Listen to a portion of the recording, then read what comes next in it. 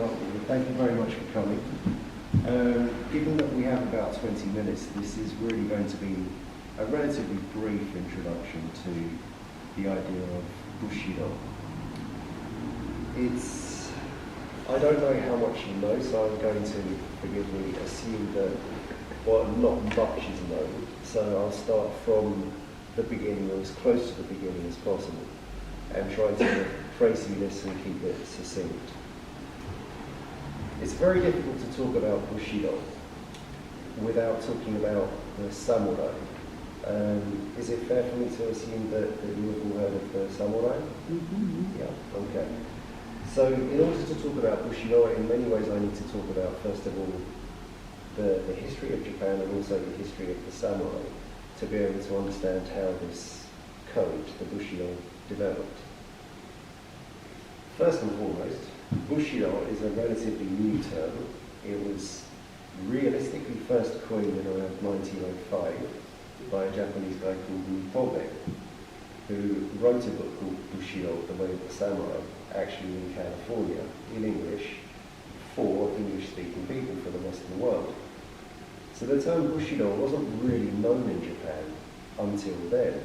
However, the code did exist. It just hadn't been documented as the word Bushido.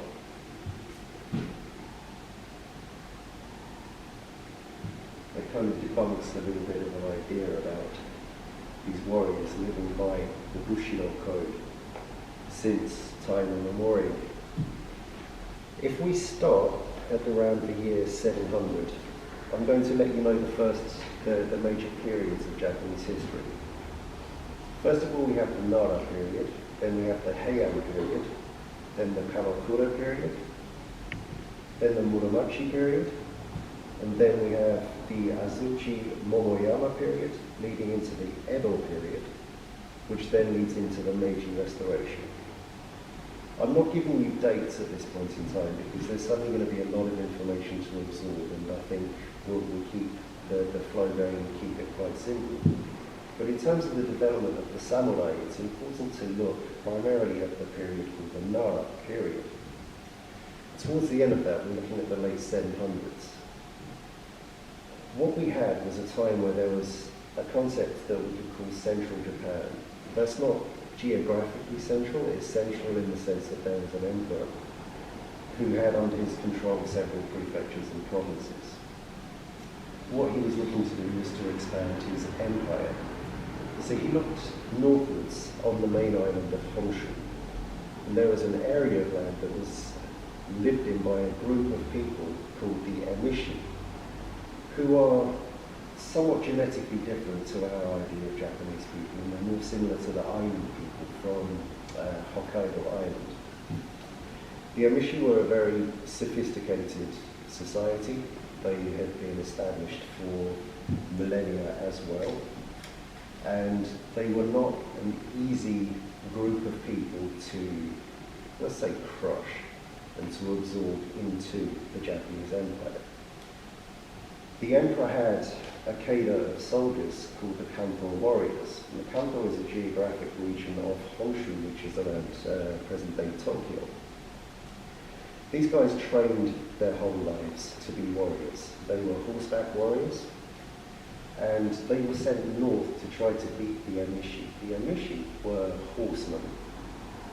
And they also used guerrilla tactics, so even while they had a smaller number, they were able to defeat what we understand to be the Japanese people, the Kanto warriors, very easily. The Kanto warriors had been using Chinese military tactics, which were great for large-scale armies, but not so good in technically difficult geography and against soldiers who know how to work with the land, i.e. guerrilla warfare. There was a 38-year war. Eventually the Japanese won it and absorbed the Emishi into their culture, into their society, into their population. But during the course of that, they learned an incredible amount about warfare. They changed their style, they changed their armor. Prior to that, they'd been using a straight sword, and they adopted the Emishi's curved sword, which eventually became the katana. that perhaps we recognize to be synonymous with the samurai of today. So the emishi were critical in the formation of the samurai, not only fighting style, but their strategy and their way of viewing warfare itself. From that time, the word saburao came into existence, which was a term that the emperor and the aristocracy at the time gave to these Kanto warriors. The saburao was the precursor of the modern word that we understand as samurai, and it meant to serve. For these soldiers, that was an honor. For the aristocracy, they used it primarily as an incredibly derogatory term. When you look at their literature, you see that they really do look down their noses at this warrior class, who were seen specifically as servants, because the word samurai, saburao, simply means to serve, to be in attendance of the nobility. To come to what's relevant for us, the saburao, the samurai, quickly started building power bases through the fact that they were used as enforcers of peace in this larger Japan that was now forming. They got the role of magistrates, as like I say, policemen, and they started becoming relied on more and more. And during the process of this, they started, like I said, securing their power base. And by about the 10th century, they had become incredibly strong. The literature started to change, and you could see that there was a shift in the attitude from the aristocracy looking down their noses at the samurai, and then starting to praise them and honor them. This becomes important because around the year 1180, we see a huge uprising of the samurai class against the aristocracy and against the emperor. What happens, this culminates in there being two families, the Taira and the Minamoto clans. They fight for power. The Minamoto end up becoming dominant, and Minamoto Yoritomo becomes the first shogun of Japan. Sorry, not the first shogun. He creates the first shogunate of Japan. During this time, he displaces the emperor and makes the emperor a figurehead and takes control of the whole country, i.e. all of the provinces of Japan. So now we find ourselves in a situation where the samurai were first the servants of the aristocracy. They rise up, they take control, and they establish power. The shogunate, another Japanese word for this is the bakufu, which basically means a military government. So Yoritomo establishes the first military government, which then stays in power as Japan's system of governance until 1868, before the Meiji Restoration, where the emperor was then put back into a more corporeal sense of the word power and control. So Yoritomo was an incredibly important figure in Japanese history because we find there being a shift from imperial control to samurai control.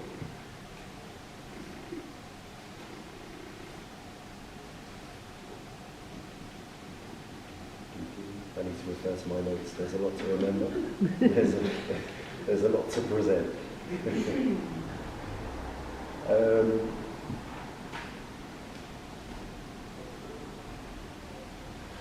Okay, so yeah, the Minamoto creates the Kamakura shogunate. During this time, there is a certain degree of, let's say, peace. The clans are still fighting with each other, but overall there is peace in the country.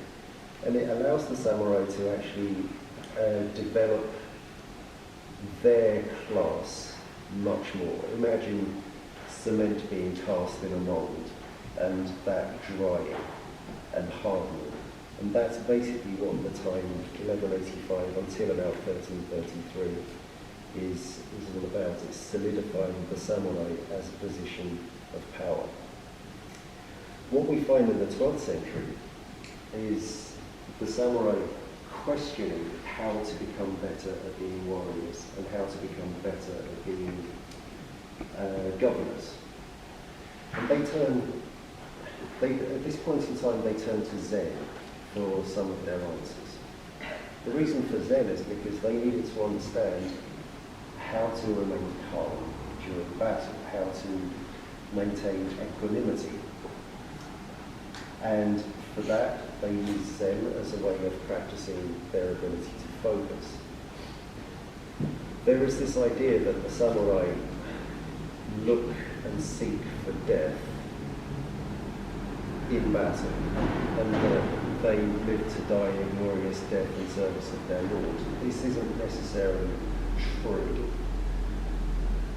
What they are more interested in is finding a way to make peace with the fact that at some point they will die in order to be able to live more effectively and to be able to fight more effectively. Because in battle, fear is one of the greatest things that can cripple your ability to fight. So one has to find a way to be at peace with that. Adrenaline serves a certain amount of purpose in that. It does help, but it clouds judgment. And being able to maintain judgment is one of the most crucial things in one's ability to stay alive, really. So Zen helped them with this. I'm going to roll forwards quite quickly now. We're going to move through the 1300s, the 1400s to the 1500s. There have been two shogunates up until this point, and then we get to the late 1500s, around 1570, and so ensues what's ostensibly called the 30 Years' War, which is the bloodiest aspect of Japanese history. We have the clans falling out, disagreeing, all vying for power. The clans are wanting to re-establish their own dominance. And after 30 years of battle, during which there is no shogunate, during which there is no actual rule, Japan is essentially leaderless.